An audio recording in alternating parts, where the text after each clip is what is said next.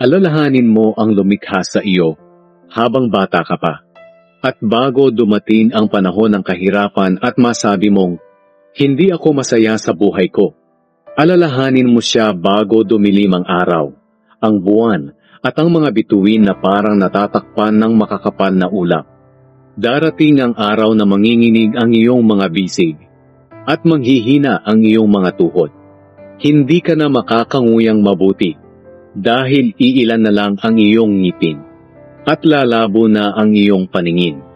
Ang tainga mo'y hindi na halos makarinig, kahit ang ingay ng gilingan o huni ng mga ibon o mga awitin ay hindi na marinig.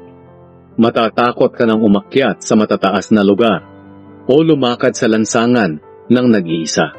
Puputi na ang iyong buhok, hindi ka na halos makakalakad at mawawala na ang lahat ng iyong pagnanasa. Sa bandang huli, pupunta ka sa iyong tahanang walang hanggan at marami ang magluluksa para sa iyo sa mga lansangan. Kaya alalahanin mo ang Diyos habang nabubuhay ka, habang hindi pa nalalagot ang kadenang pilak at hindi pa nababasag ang gintong lalagyan o hindi pa nalalagot ang tali ng timba sa balon at nasisira ang kalo nito. Kung magkagayon, babalik ka sa lupa kung saan ka nagmula at ang espiritu mo'y babalik sa Diyos na siyang nagbigay nito. Sabi ng mangangaral, walang kabuluhan, tunay na walang kabuluhan ang lahat